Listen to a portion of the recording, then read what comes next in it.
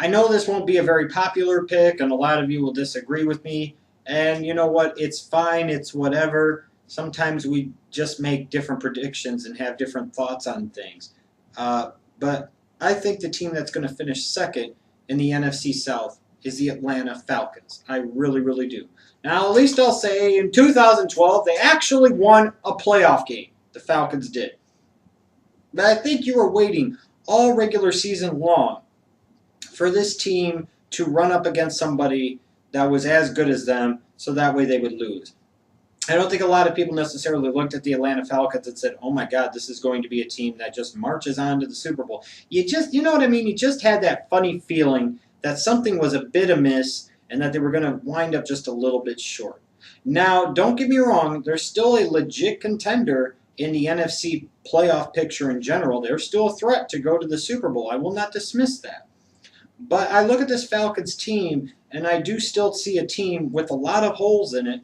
And those holes, I think, are going to get exposed some in 2013, particularly on the defensive side of the football. Now, when you look at the offensive side of the football, Matty Ice is the man. I can't believe it's already year 6 of Matt Ryan in Atlanta. All you could say about it is Michael Vick who? That's how good Matt Ryan's been. And that's how much he's meant to that Atlanta Falcons organization. And they paid him as such in the offseason. Now, unlike Joe Flacco, who did at least win a Super Bowl, you could argue that Matt Ryan's numbers and performance and production and meaning and importance to the city and the organization justified the big-time contract. You can look at it that way for sure.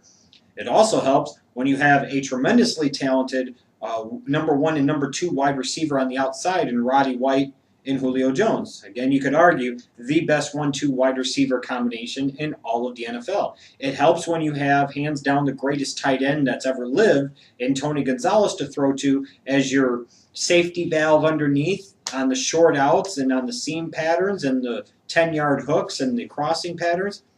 It's nice to have those type of weapons, to have Jones and White and then Gonzalez over the middle. I mean, that's something to be accounted for. The problem for the Falcons offense in recent years, I think, is their true lack of a number 3 wide receiver, a real slot guy that can create some problems over the middle of the field out of the slot. The fact of the matter is the Falcons don't have it, and it's an element of their offense that is missing, has been missing for some time, and I don't think, frankly, they've done a good enough job to address. Ultimately, Matt Ryan is the face of your team, and as a result, you have to build yourself around Matt Ryan first and foremost. And one of the things you still need on offense to be able to better stretch out opposing defenses first horizontally, then vertically, is a number 3 wide receiver. The Atlanta Falcons desperately need their Randall Cobb type, their Percy Harvin type of guy. That's really what they need, and they're sorely lacking in that category right now. Now, Michael Turner's gone. They brought in Steven Jackson in the offseason via free agency, gave him a decent contract to come in and be the featured running back. I don't really know how much of an upgrade that is over Michael Turner, but hey, it is what it is. It's crazy. I was seeing people taking Steven Jackson in the top 10 of fantasy drafts, and I say, really? Really? I don't know about that. I mean, so this is an Atlanta Falcons team, though. I think they'll be able to run the ball at least a little bit, but that could be a problem area at times, especially against good teams with really good run defenses. This is going to be a team that can win some games just because of the strength of their offense, and in particular the strength of their passing game behind Matt Ryan with White and Jones and Tony Gonzalez. Defensively, this is not a particularly great unit by any stretch of the imagination. And losing John Abraham didn't help. Sure, you bring in a guy like Osi Umenyiora, you draft a guy like Desmond Trufant, so you try to address some of your deficiencies here. But I still think this is an Atlanta Falcons defense whose primary job is just going to be hold them to field goals so your offense can come back on the field and score touchdowns.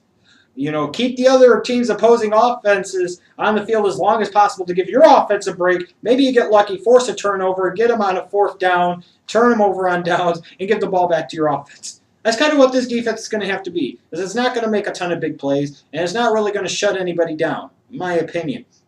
And, you know, I look at it, where's their pass rush going to come from? Has their secondary really improved that much? With guys like Witherspoon at linebacking core, are their linebackers all that good?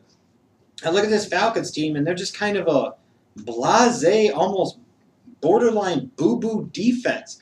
And that's why I'm picking them to finish second in the NFC South. I think this is a team that will lose a little bit maybe in the running game, struggle with that at times. They still don't have the necessary weapon out of the slot to be able to effectively stretch teams out enough, opposing defenses anyways, horizontally and then vertically. And just bottom line is their defense is not that good, and their schedule's a little tougher this year, so they're going to run up against better teams. I still think the Falcons could win anywhere between 9 to 11 games, probably more in the 10 to 11 range. If you want to look at matchups to watch for them, Week 4, they've got New England at home. Week 10, they've got Seattle at home. Week 16, they go to San Francisco. These are all good teams. These are all playoff teams from last year. In the case of New England, they made it to the AFC Championship game. Seattle made it to the divisional round. Barely, and I emphasize again, barely lost to Atlanta in Atlanta. And then they've got San Francisco, the NFC champions of last year, Week 16 on the road. The Falcons have to win 2 of these 3 games if they want to be legit.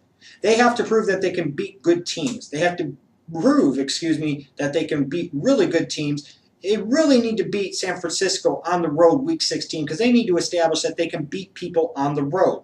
This will be a playoff team, and once you get into the playoffs, anything is possible. They are a contender, but I would pick somebody else out of the NFC to go to the Super Bowl, not the Atlanta Falcons.